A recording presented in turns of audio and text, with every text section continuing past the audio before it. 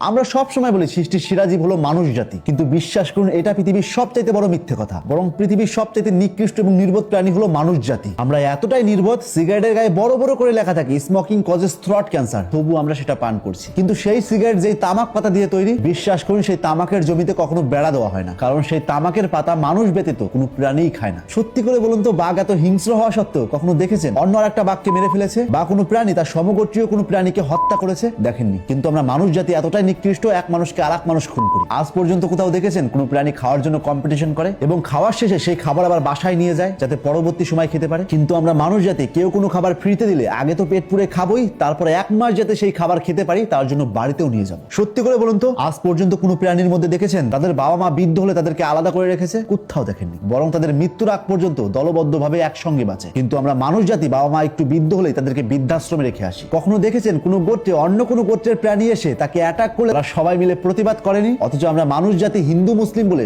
সব সময় বিভাজন করে নিজেদের মধ্যেই মারামারি করি। সত্যি করে বলুন তো, আজ পর্যন্ত কোথাও দেখেছেন কোনো পাখি তার নিজের বাসা বানানোর জন্য অন্য পাখির বাসা ভেঙেছে? দেখেননি। অথচ আমরা মানুষ জাতি নিজের বিলাসিতার জন্য হাজার হাজার বস্তির মানুষদেরকে উচ্ছেদ করে সেখানে শপিং মল বানাই। আজ পর্যন্ত কোথাও দেখেছেন কোনো প্রাণী তার নিজের ক্ষমতা প্রকাশ করার জন্য দুর্বল প্রাণীকে অপমান করেছে? কোথাও দেখেননি। কিন্তু আমরা মানুষ জাতির টাকা, পদ, জাতি আর ধর্ম দেখেই মানুষকে ছোট করি, লজ্জা দেই এবং দমিয়ে রাখি। সত্যি করে বলুন তো, আজ পর্যন্ত কখনো দেখেছেন কোনো প্রাণী খাবার মজুত করে তার পাশের প্রাণীকে না খাইয়ে মরতে দিয়েছে? অথচ আমরা মানুষ জাতি গুদামে ফসল পচাই আর পাশেই মানুষ না খেয়ে মারা যায়। আজ পর্যন্ত কোনো প্রাণীকে দেখেছেন তার শাবক বাচ্চাকে জন্ম দেওয়ার পর সেই বাচ্চাকে ফেলে দিয়েছে? কোথাও দেখেননি। অথচ আমরা মানুষ জাতি কন্যা সন্তান জন্মালে বা অবৈধভাবে সন্তান জন্মালে তাকে ডাস্টবিনে ফেলে আসি। সত্যি করে বলুন তো, আজ পর্যন্ত কোথাও দেখেছেন কোনো প্রাণী তার চেহারা, রং বা গোত্র আলাদা বলে অন্য প্রাণীকে ঘৃণা করেছে? অথচ আমরা মানুষ জাতি চামড়ার রং, ধর্ম, ভাষা আলাদা হলেই তাকে ঘৃণা করি। কখনো দেখেছেন কোনো পশু ক্ষমতার জন্য যুদ্ধ করে লক্ষ লক্ষ প্রাণীকে হত্যা করে তার ক্ষমতা প্রতিষ্ঠা করেছে? কোথাও দেখেন। কিন্তু আমরা মানুষ জাতি মানচিত্রের দাগ বদলাতেই আমরা শহর ভরিয়ে দেই লাশে। সত্যি করে বলুন তো, আজ পর্যন্ত কোথাও দেখেছেন কোনো পশু ঈশ্বরের নামে খুন করেছে? কোথাও দেখেননি। কিন্তু আমরা মানুষ জাতি সেই ঈশ্বরের নামে সবচাইতে বড় ধারালো অস্ত্র বানিয়েছি। এর